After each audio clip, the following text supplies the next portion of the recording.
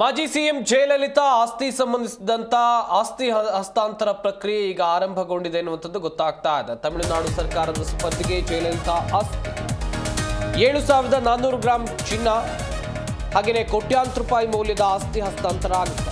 ವಿಶೇಷ ನ್ಯಾಯಾಲಯದ ಆದೇಶದ ಹಿನ್ನೆಲೆಯಲ್ಲಿ ಪ್ರಕ್ರಿಯೆ ಆರಂಭ ಆಗಿದೆ.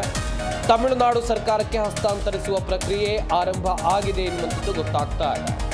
ತಮಿಳುನಾಡು ಪೊಲೀಸರು ಬಿಗಿ ಭದ್ರತೆಯಲ್ಲಿ ಬೆಂಗಳೂರಿಗೆ ಆಗಮಿಸಿದ್ರು. ಇವತ್ತು ಅಥವಾ ನಾಳೆ ಈ ಆಸ್ತಿಯನ್ನು ಕೊಂಡೊಯ್ಯಲಿದ್ದಾರೆ.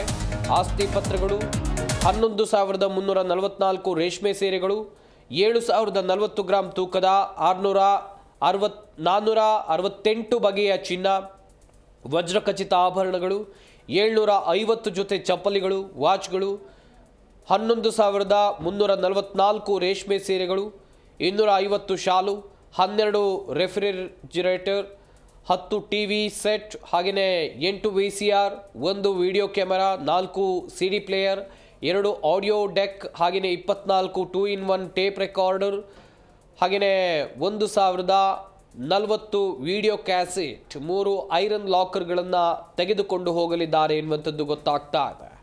ತಮಿಳುನಾಡಿನ ಮಾಜಿ ಮುಖ್ಯಮಂತ್ರಿ ಜಯಲಲಿತಾ ಅವರಿಗೆ ಸೇರಿದಂಥ ಆಸ್ತಿಯನ್ನು ಈಗ ಸರ್ಕಾರದ ಸುಪರ್ದಿಗೆ ನೀಡೋಕೆ ಎಲ್ಲ ಪ್ರೊಸೀಜರ್ಗಳು ಏನು ಬೇಕು ಅದೆಲ್ಲವೂ ಕೂಡ ಈಗ ಆರಂಭಗೊಂಡಿದೆ ಎನ್ನುವಂಥದ್ದು ಗೊತ್ತಾಗ್ತಾ ಇರುವಂಥದ್ದು.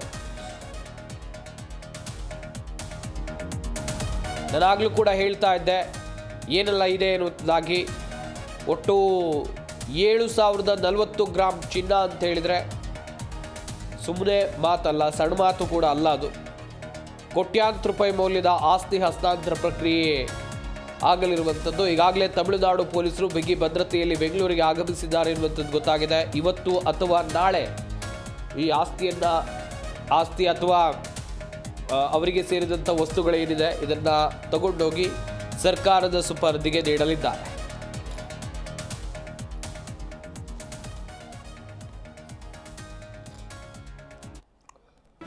ಜಿ ಕನ್ನಡ ನ್ಯೂಸ್ ಈಗ ನಿಮ್ಮ ಮನೆಯಲ್ಲೇ ನೋಡಿ. ಎಲ್ಲ ಕೇಬಲ್ಗಳಲ್ಲಿ ಈಗ ಲಭ್ಯ.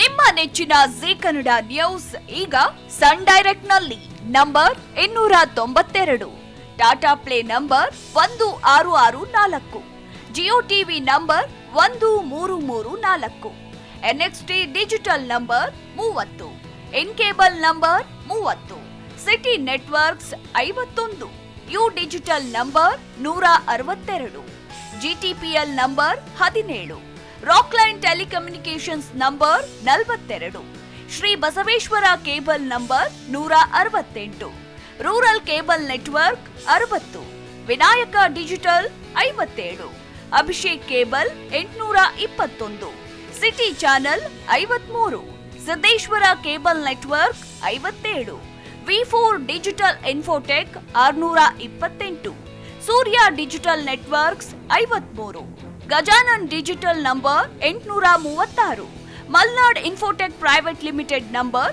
56, metrocast number 830, victory digital number 167ರಲ್ಲಿ ನೋಡಿ ಆನಂದಿಸಿ.